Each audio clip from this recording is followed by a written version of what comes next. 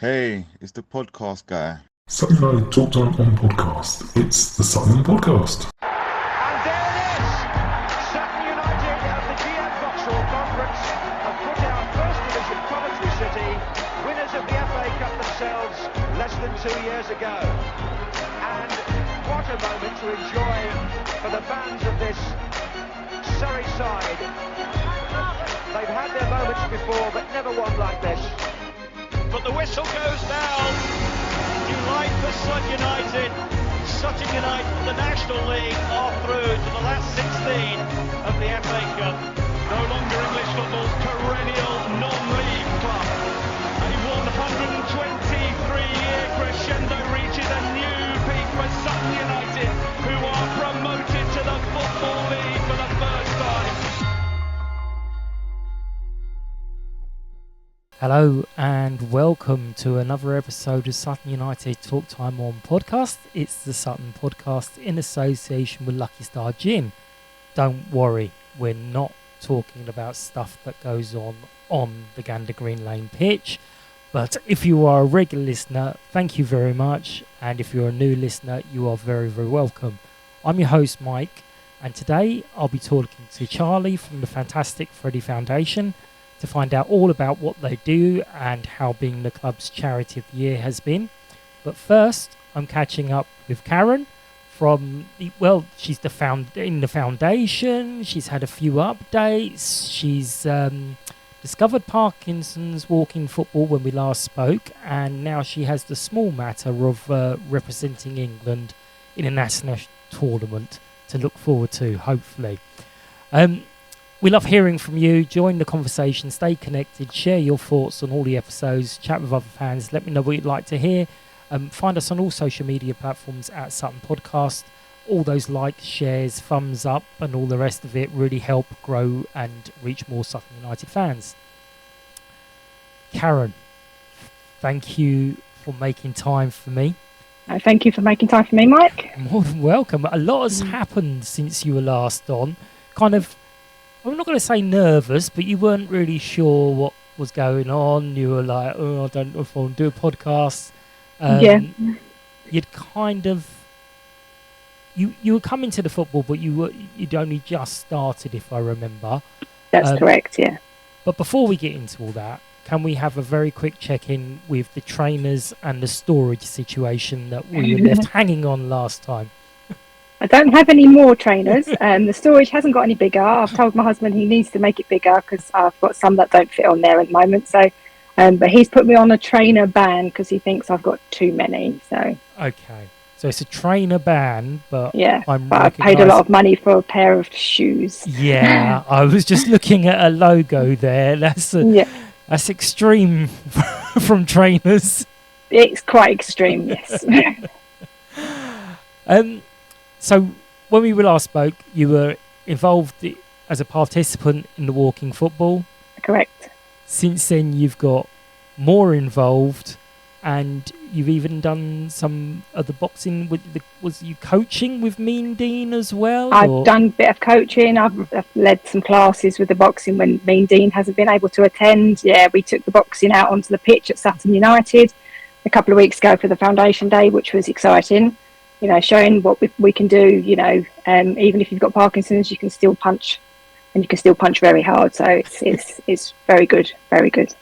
Yeah, we did say we weren't going to talk about stuff on the pitch, but I will let that one slide. That's fine. That's not actual football. Yeah, so to catch us up, you last time you were saying how sort of really it's helped joining this group. I don't think it really mattered that it was football or not, but it was a group of people. Yeah. So just remind us what it means to you and others to have these sort of groups available. So when we first started, the community was very small. There was about 5 of us, and now there's about 25 of us. So it's got massive, and we've got so many more people, and it's not just people with Parkinson's, it's people with other conditions.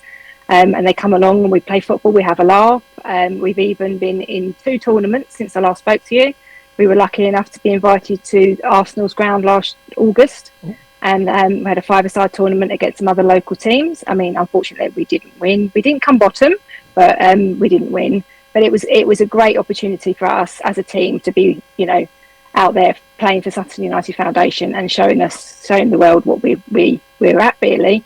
And then earlier on this month, we was invited to St George's Park for the biggest Parkinson's football tournament in England, and that was massive. Just being able to play at the training pitch at St George's Park.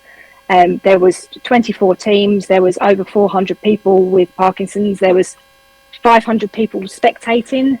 It was just a massive event, and it was so good to be part of that. And it's so good that our little team from Sutton, which is probably the smallest place, nobody really knew about us, to go all the way up to St George's Park and just represent the Sutton United Foundation was amazing.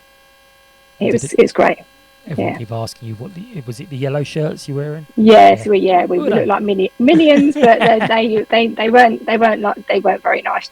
They were very oversized, but they weren't a fashion accessory. But we had to wear them because there wasn't nothing else available. But yeah, going back to playing at the tournament at Arsenal last August, as we got out of our minibus, there was me and myself and 3 other ladies. They got pounced on by these gentlemen. We thought, oh, we've done something wrong. And they said, they're doing trials for the England Parkinson's team. Would you like to take part? And we're like, oh, yeah, okay, when is it? It was in sometime in September. So we said, yeah, why not give it a go? So we did. Me, myself and another one of our teammates went up to Droitwich in the Midlands and trialled out for the day. And another lady had sent a video in because she couldn't make it because she was on holiday. And we met up with the whole of the coaching squad. There was like 18 people trialling out, and a lot of people knew each other through another team called the Parkinson's Pioneers, which is a big ladies walking football team who have Parkinson's based in Solihull. So I thought, there's no way in the world that they're going to pick little old me from Sutton. There was only me and my other friend that had come from London. Everyone else was up from the Midlands and, up north. They all knew each other. It was all very cliquey. And I thought, oh, this isn't going to work. But apparently it did. I seemed to impress them. And I got the phone call 10 days later to say that, I've been chosen to be part of the Parkinson's England walking football team for the ladies. So it's a massive achievement. I had to pick myself off the floor. I thought, this isn't right. This is somebody's pulling my leg. How can little old me at almost 50 years of age with Parkinson's be chosen to play for England? It's just like a pinch me moment. It was absolutely crazy. And since then, that community has just opened up, and it's, I'm part of 3 different communities with football, with Parkinson's, and it's crazy, basically. So, did you have any inkling when you were at the training camp that, do you know what, I might get picked, or did you just come away thinking? No, not at all. I just come away thinking, did I do what I wanted to do? Did I impress? I felt, first of all, like nobody was going to pass to me because they didn't know me. So I sort of did a little bit of research before I went, and it said sort of make yourself friendly, come out yourself and just introduce yourself, be friendly. And that's what I did. I went and I introduced myself to people. I just made myself sort of popular, basically. And that's not me. That's completely out of my comfort zone. I'm quite shy, quite retiring.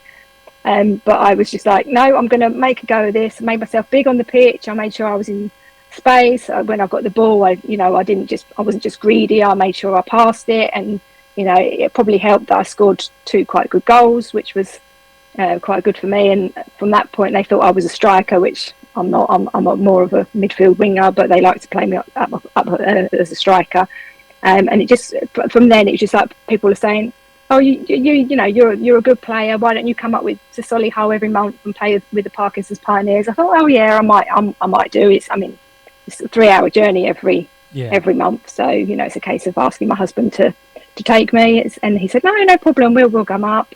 So then made myself part of that. And then obviously the whole England thing is just taken off from there, really. And we were told that our first tournament would be later on this year in September, and it would be in Canada. And I thought, wow, Canada, never been there, always wanted to go there and play football.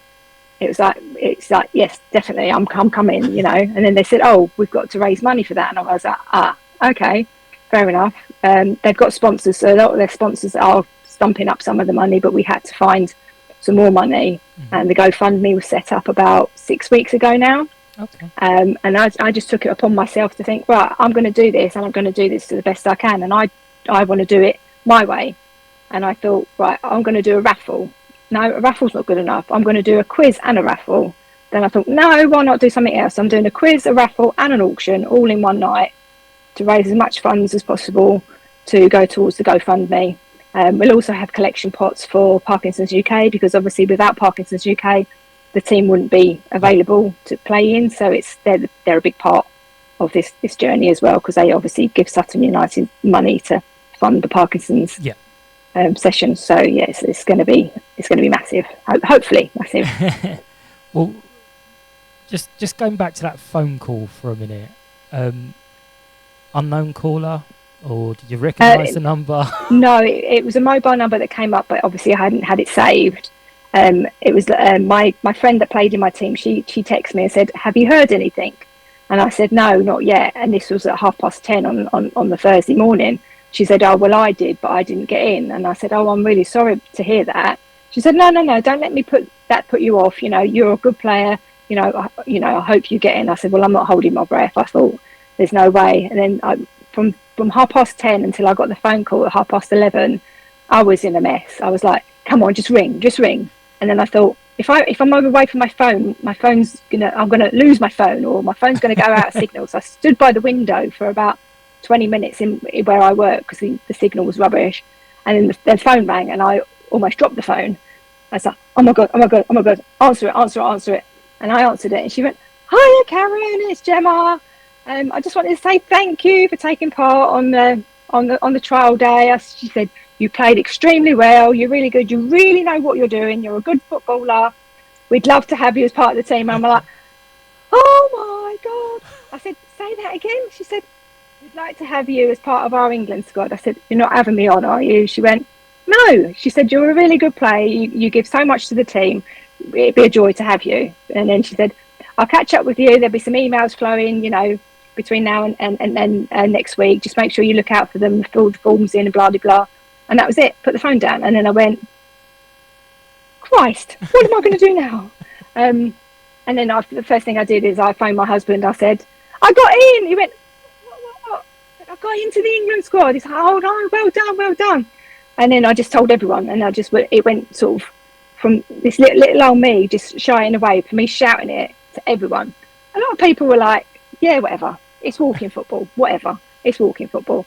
So it was sort of left under a bit of a cloud for a while, until people have sort of realised it's a big thing. It's massive. Being chosen to play for your country in any way, shape or form. You're playing for England. You're going to wear their badge. It's crazy. Absolutely crazy. Yeah. Whatever it is, you're going to go, "Yes, thank you very much." Yeah. At the start of that call, "Oh, you're really, really good. Thanks for joining us." You were like, "That's it. No.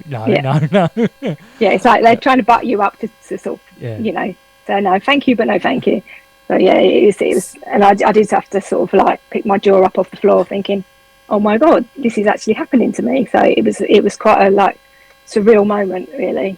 So you've already hinted at some of this, but is it going to be a full England camp, private flights, all expenses paid, 5-star hotels? We're not quite sure of the logistics at the moment. All I know is that we're all going out as a team. It will be funded for us as the players. I don't know what part of Canada it is yet. It's all sort of like, we had to see if we could raise the funds, and at the moment our fundraiser is sitting at just under £8,000. So they started it at 5,500. It exceeded that, so they pushed the boundaries a little bit further. I don't know exactly how much they want to aim for, but it's whatever we can aim for. It's an amazing achievement, and it's only gone out from word of mouth from all the players, and it's gone through people's social medias, and friends and family have just shared it. So it's quite an achievement in this such short space to be looking at just under £8,000 at the moment. So you listed a few things that you were doing, but we'll come back to that. So what other kind of events that you know of is happening to raise money? Is everyone doing their own individual things? I don't know. I wasn't told to do this. I just thought I'd take it upon myself. I'm one of these people that does something 100%, and I thought I'm not going to go half-hearted in raising money. I'm going to go all in. And just by putting the GoFundMe out on my socials and sharing it with people at work and through my husband's work, I thought that's not good enough. I need to get a big chunk of money. And I thought, how am I going to do that? And then I thought, oh, people like a quiz, people like to partake in a raffle, and just went from there really in such a short period. Basically, it's been in planning since the beginning of the Easter holidays, and the night is on the 2nd of May, so it's not far to go now. So It's all I can think of to try and get everything right and in the right place, and make a a good night of it so everyone can enjoy themselves. So where is it being held again? It's being held at Sutton United. They've been kind enough to let us have the NBA lounge. Without having to pay any money, so that's a bonus. Very good. So that's my main thing, trying to get as much money out of people without spending any money myself. So I've been lucky enough to only have paid out £7 for 2 books of raffle tickets, and we're on our second book of raffle tickets, and we're going really well. So we've already made about £400 from the raffle. At the moment, it's sitting at 93 seats of the quiz being sold. So my aim is to get 100 seats or more to fill the place out and get as many people involved as possible, just to come and support us, support the cause, support the team, bring money back into Sutton United through bar sales as well, and just be part of the evening really. And if people don't want to take part in the quiz, we've got some unique items that we're auctioning off that I've been lucky enough again to be given, so I've not spent any money on them either. All the raffle prizes have been donated from local companies, local businesses that I know of, people that play football with me, people who play boxing.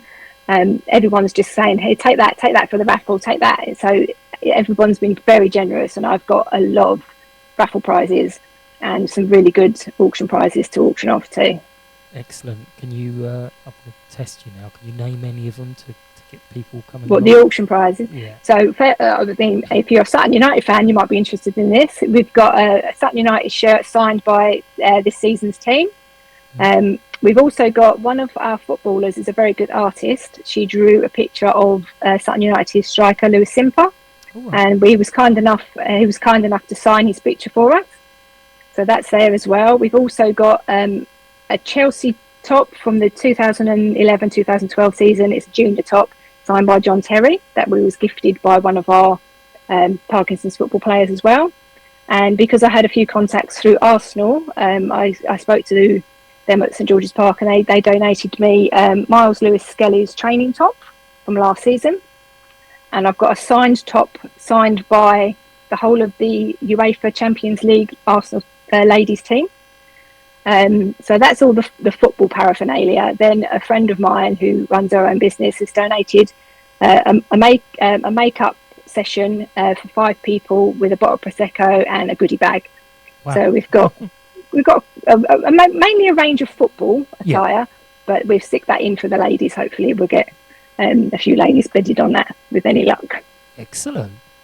And aside from coming along to join you on the 2nd of May, if anyone's listening now, what else can they do to help? If anyone's interested, or if there's any businesses out there that have got a few quid they want to throw away, they can get in contact with the Sutton Foundation, and they've got the GoFundMe account that money could be put on. So anything, if you've got a spare £5, it's £5 towards us getting there. Or even if you want to come along for the evening and spend £5 on a raffle ticket, you might win something that you really like. We've got some really good raffle prizes, ranging from bottles of champagne to a lot of season ticket, a voucher for a family ticket for Sutton United. So I'm sure people would like to win that. We've also got a free function room with a £50 bar voucher being donated from Goals in Cheam. So if anyone has a party that's coming up soon, they're chucking that in, their function room with a £50 bar voucher. I mean, that's, something for nothing. A couple of beauty companies locally have given me vouchers. So any ladies out there want their hair or their nails done for cut price or money off. We've got lots and lots of alcohol, lots of nice hampers filled with lots of like toiletries and stuff that people have donated. So we've got about 36 raffle prizes at the moment. So it's quite a big thing. I mean, it's clogging up my dining table at the moment, so my husband's not happy about that. At least it's not trainers. No, yeah. So this is a stupid question considering some of your earlier answers, but what would it mean personally to be able to attend and represent your country? It would just mean the world. It's like when I got diagnosed 3.5 years ago, I thought my life was going to end very soon. They don't tell you, how long you've got. You just have to carry on until you can't carry on anymore. And to begin with, I didn't know where I was going, what my life was going to hold. Found that 18 months down the line, found the football. Chris Corner and Harry are just, the best thing that happened to me, really, because on the back of that, Harry then asked me if I'd run an over 35s women's team, and it's not a walking football team, it's a running football team. So I now manage that and run that, and I've just come from there this evening. So, we've got a market where there's more women being introduced into football, and then going from that, playing in the tournaments, never been able to be, never played competitively. So playing against other people is just the best thing, really, that I've done, really. And it helps with my Parkinson's. So when I'm playing football, I don't even feel like I've got Parkinson's. So it's a win all the time that you're exercising. It's helping you. I might crash when I come home, but at least I know that I've been there. I've enjoyed my session and played football. I've helped people that haven't played football before improve their football or just be part of a team, really. Amazing. We will, of course, put the link in as well for the GoFundMe. Please, I know obviously everyone asks for money at various times, but please give generously, because I would love to speak to you after the tournament, so you can tell us all about it. See if you've taken that top off, because I'm guessing it's been on pretty much 24/7. Is it? Yes. I'm never take it off. I'm not supposed to wear it out of the house, but I asked if I could wear it for today. So it's affiliated by the Walking Football Association. You can't really see it. So it's our training top with my initials on it. So when I see that, I was like, oh my god, that's my initials on the top. So we'll get our full kit hopefully soon. It had arrived our last training session, but they didn't have the relative sponsors on it and the badges and stuff that had to go on it. So when I got that, I got a little bag with it in, and it's like, oh my god, I've got an England kit in my bag. And it's like, it's crazy. I come straight home and I went to both my sons and said, look, Mum's got an England kit, and waved it in there, and they're like, oh, okay, Mum, okay. And sort of like taking it, in their stride as they do. But I was given it by England. I didn't pay for it. They come up and watched me as well. So I think they now understand exactly where I'm coming from. So it was quite nice to be able to show my family what it means to me as well. So it's really, really good. Excellent. Well, best of luck on the 2nd of May. Hopefully we'll see lots of people there in Sutton United paraphernalia winning those shirts. And now we're going to seamlessly join the second interview like a proper professional. Did you see that? Just nothing. It was amazing. Charlie is joining us from the fantastic Freddie Foundation, Sutton United's charity of the year. Charlie, thank you for squeezing me in. I know you've just come from another session. Hope you are very well. No, my pleasure, Mike. I appreciate you getting in touch and taking the time to have me on. Eventually is what you wanted to say. That's on both ends, really. Yeah, it was a very deep, detailed conversation. I don't remember much about it. It was after a win, I think, so I was hydrated. I think most, all the best conversations are starting like that, really, aren't they? For anyone who doesn't know, can you kind of give us a snapshot, tell us what about Freddie and the foundation, what's the story behind it and the name and what you do? Yeah. So the easiest place to start is we run regular social and leisure opportunities for young adults with disabilities. We're based mostly in Sutton, but we sort of operate in the surrounding boroughs, and we're not, strictly Sutton based. If you want to travel, then you're more than welcome to us. The mission behind it is just to make sure that every single young person, regardless of perceived ability, is able to live their youth, have control over their social lives, and have access to areas that were probably once seen inaccessible for the disabled community. The story behind it is Freddie was one of my friends. He had cerebral palsy and he died a few years ago. And he was, I always say, he lived the most fortunate, unfortunate life. He was dealt a tough hand, but he never let his disability get in his way of having fun and enjoying himself and making friends. And just, he saw the world in such a, inspiring way, especially to me, because, just the way that he took on every single barrier and every hurdle, didn't really take no for an answer.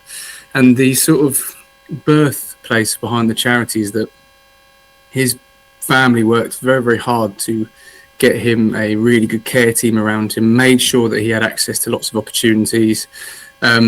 But we saw that when we were taking him and his friends on trips, we did festivals, we did club nights, took him and his mates on lads' holidays, that sort of thing. But that was the only time that his peer group and his friends were actually accessing those opportunities.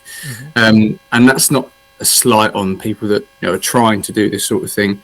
But I think historically the disabled community, it's a lot of patronising tones around the sort of thing that they can and can't do, which is obviously isn't a thing.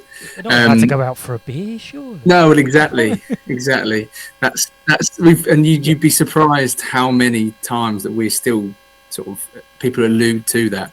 Anyway, through seeing that and through seeing what Freddie achieved in his life, we wanted to make sure that every young adult with a disability was able to do that, just to access authentic opportunities, nothing watered down, and pretty much live their youth and their life in the same way as their peers in the wider community.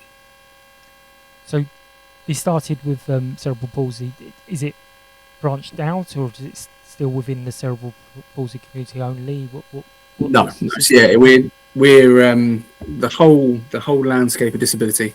We've not had to turn anyone away, and will never turn anyone away for whatever disability they have. You don't have to. The good thing about us, compared to a lot of, obviously I'm going to say this, but compared to a lot of organisations, is that we aren't under a council umbrella. So you don't need any HCP, a healthcare plan, to come to us. You don't need to be referred officially through a social worker. And that we know a lot of people that are, still actually waiting for a diagnosis, and in lots of sort of organisations, through no fault of their own, it's just the way it is.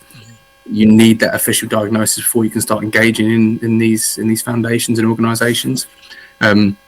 So yeah, as long as you are registered disabled, or you identify as being disabled and are going through the process of getting a diagnosis, you can. You're more than welcome to join us and be part of the fun. And is there a link up with, I know that we charity of the year, but is there a link up with the community sides at Sutton United as well? Because I know there's quite a few players from there. I noticed at your table a couple of weeks ago. Yeah, I mean, to be fair, we've been very lucky. Well, I feel very lucky. It's a very young charity. We've only been going for two and a half years. And the relationship between us and the football club has been such a positive. Harry and everyone from the foundation, to everyone behind the bar, to the people that are right at the top level, to the players, they've all sort of given their time in a different way. We've had players speak to our members, and they've come to our golf days, help raise money for us. So yeah, I can't really fault sort of everyone at pretty much every level. They've been really good to us. Off the pitch. Anyway, no, we're not talking about football today. So what are the main things you kind of work on? What would a week for you be like? So we have, well, it depends, but we have up to about 12, 13 sessions a month. We do something on them every Monday evening and every Wednesday evening. They range from like just a social club where we have darts ball, pool table, video games, DJ decks, that sort of stuff, or accessible sports sessions, pan disability football sessions. And then we have sort of a calendar of initiatives throughout the year. So we have a mates and dates relationship event, just all about forming connections, having that chance to sort of meet someone you're going to spark a connection with. We have our DJ Academy, which is one of our sort of more prouder ones for me especially, and we work with some pretty high-end names in the music world. Scott Garcia, Shy Cookie, who's the producer for MC Luck and DJ Neat, and they've been really, really fantastic. So we've got this DJ Academy with 12 young people on it, which lasts a year, and we've actually got them playing at 4 festivals in the summer as well. We've got a tour with Shy Cookie's House and Garage Orchestra in the works next year to see, sort of pave that way from beginner DJ to bedroom DJ to actually getting professional experience and accessing that sort of, for many people, inaccessible side of the world. And then in summer we do weekends away. Last year we took 12 people surfing in Wales. We got 6 festival trips this summer, and then we also run a sort of a calendar of high octane events. So we've done a sports car driving experience. Next month we've got accessible flying lessons, we've got indoor skydiving, we've got accessible snow sports. So as you can see, we kind of, when you say a typical week, it really does vary from month to month. Jump out of a plane. No. Exactly, yeah. So, I mean, some of those may have crossed over already, but you did hint to me that there was some new initiatives that were coming out. Was that the festivals, or was there more stuff? So, I mean, we did a couple of festival trips last year, and they were fantastic. We've grown that this year. You know, everything is about listening to what our young people in the community that we serve want, and what came out of it really from last year was more access to the wider community spaces, and the festivals is one of them. You know, we've started a new initiative at our pub night. We do a monthly pub night, which is great at the Robin Hood because they are very, very welcoming. They make sure that we got our space, and they make sure that everyone feels really sort of happy and safe, really. And the high octane adventure activities is one that we're starting next month. So yeah, the flying experiences is the first of many, but we've got a lot of things in the works. It's only really been a year. This time last year we were running maybe 2 or 3 events a month, and now we're in summer pushing 15. So yeah, it's always changing. And World Cup as well. Yeah, we go. So I'm sorry to be so crude, but where does the money come from, and how do you fund all this? Because it's not going to be cheap. No, it's certainly not cheap. Lots of different avenues, but mainly grant applications. I spend a lot of my time writing. I thought my uni days of writing essays are over. They're not. So yeah, the majority of that comes from grants. We don't get any money from central government or the council. We do get some small council pots for certain initiatives like mates and dates, and also we have some sponsors. We have some individual donors, but the main thing is that we try to keep it as cheap as possible, as affordable as possible, because to live, for a family to live with just one person with a disability, and it costs them, I wouldn't even like to guess how much more per month. And often that means that the social side, the stuff that we deal with, gets pushed back, because if you've got to pay for OTs and prescriptions and XYZ, this sort of stuff gets pushed back a little bit. So we put a real emphasis on not charging a whole load to our participants. So yeah, quite a few avenues really. Yeah, I used to work in benefits. Well, I still do, but slightly different view now. And it always used to make me laugh when you hear on the news of, they get this much, and you're like, yes, but what they spend is so much more. I guarantee they need more. Yeah, absolutely. So, if someone is listening and wants to support, to help, to do something, what's the easiest way to do this? How can people help? Can they volunteer their time? Is it donations? What's the best way? Absolutely. To help? I mean, for me, because I'm the only employee still, and I have a lot of help from volunteers with the events and sessions. If you have a spare couple of hours on an evening every week or once a month or whatever, that is probably the best way that you can help, because it takes, we have a very small amount of volunteers and they're all fantastic, but they do a hell of a lot for us. So it takes that burden off them because they're giving their own time. But aside from that, if you have time to run a fundraiser for us, or you want to do a park run or anything, again, because of the time that's put into grant applications and actually planning these things for the young people, the fundraising stuff is often not at the forefront of sort of how my time's spent. So if you can think of a cool way to raise some money for us, that'd be absolutely fantastic. But aside from that, practical help, again, if you've got couple of hours a week to help with admin, if you've got office space, if you've got a certain skill or talent that you'd want to share with our young people, then come and run a workshop for us. We're always trying to make sure that the young people that we serve have access to new exciting opportunities. So if you have a niche in producing music, or a niche in you've got access to classic cars or whatever, these are just two examples, then get in touch with us, because we'd love to run a day trip or a workshop to introduce you and your passion to our participants. Well, I won't teach in podcasting because I'm useless. And Lewis and Harry would go, oh, we can do that. You missed out on a trick there, because what you should have been saying is, if you're good at applying for grants, well, let me know. Yes, I'll umbrella that underneath for the admin. Yeah. What did it mean, and how did it come about to be the club's charity of the year? So, this goes right back from the start. We had our launch in February 2024 at the football club, and at that time I was only part-time and setting everything up and doing the constitution, blah blah blah. And one of the most annoying things was trying to find a suitable venue that ain't gonna break the bank, and that is accessible, that is near to a train station, everything else. And I'd gone and seen probably 10 venues in the local area, but the biggest thing that stood out was that Sutton and the people that were there at the time, some are still there, were the only people to actually show interest in what the foundation was doing. Mm-hmm. And rather than just taking our money to do the event, they were actually interested. And from right at day one, they wanted to help. They wanted us to be part of the football club and show support in every way that they can. Oh, 1 second, I've just got to turn my charger on. Should have done that at the start. There we go. Sorry. That's right. So even from the first couple of months, giving us free tickets, giving us food vouchers, making sure that all our young people that come to the games feel as welcome as possible.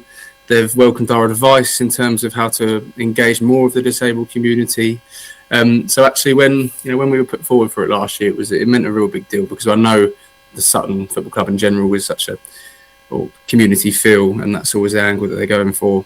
So it was a real, it was a privilege, and also because we're quite young, so it's a scale of acknowledgement that we're doing something well, and we're doing something that's really needed. Because you speak to anyone at the club, I think they can see the enthusiasm that comes from all of our team, and it's actually met by everyone at the football club. So we were really, really pleased. And what has been kind of the highlight for you personally, and as the charity for the whole year? What's been kind of the highlights for you? Our charity game of the year a couple of weeks ago, seeing all the players warm up in our shirts, having some of our members and participants give out the man. Although the game was pretty poor, we still, it doesn't narrow it down. But although I'm sure the man of the match probably wanted to be everywhere, but taking a man of the match award, it was really nice to see everyone in our community in their shirts, and him wearing the shirt. Again, that was just it was a sort of a light bulb moment of actually, this Sutton's a big football club, and we're directly associated with them. So it was a nice thing, and also to see all the people that had helped us from the start, all the volunteers, Freddie's family, to see that. I think it was you can see the legacy in action. Yeah, I've said to various players, I know when we lose and you stand there as man of match, you just be like, I can't stand here smiling. But those people who have sponsored the game are going to have that picture, so you've got to crack a smile a little bit. Yeah, you know, we just lost. It's really tricky for them. I think everyone there was sort of apologising to him half the time. If you were able to, what advice would you give to the next charity of the year? How would you tell them to maximise from your experience? Good question. I think get as involved in the football club as possible. Not just wanting social posts or wanting stuff off the pitch. I think the biggest thing that was really good for us is that all the people we've met inside the club, from the chairman right down to season ticket holders, I think getting involved at match days as much as possible and actually feeling part of the family. That's probably the only advice, because everyone there has been pretty good. But yeah, just feel the love, I suppose, because you do, especially if you're having events there or whatever. Everyone that's there will know that you're from the charity of the year, and they spread the word as much as possible. Absolutely. I mean, it is a connection thing where you're both getting and giving at the same time, and that's how the best connections work. If I had a magic wand and I could give you your big pipe dream in 5 years' time, what would the charity or the foundation look like? We'd have our own little space with an office, and we have an office with local Sutton main cap, and we're really grateful for that. But a space that has a charity shop at the front, or a space that has where we can have on-site events rather than having to hire places all the time. That would probably be the coolest thing, to have our name in lights in the front of the shop window, and a couple of staff members. So if anyone's got loads of money in their pocket and want to help us in that way, then yeah, a shop, a space, and a couple of staff members would be nice. Beautiful. Thank you so much, Charlie. I'm glad we finally caught up. I really hope Sutton fans continue to get involved, and I could probably help you get the name in lights, but somewhere to put it, I don't know. Fairy lights. To be fair. We're going to wrap up this episode of Sutton Podcast. I'd always appreciate your ear attention and feedback. Follow, like, share on social media with the at Sutton Podcast. Obviously, I'll be tagging it in the fantastic Freddy Foundation. Don't forget to like, subscribe, give me the thumbs up and all the other stuff. Big thank you to Charlie and to Karen for their time today. Thank you for listening. Hope you've enjoyed this episode of Sutton Podcast. Take care. Bye-bye. United! United! United!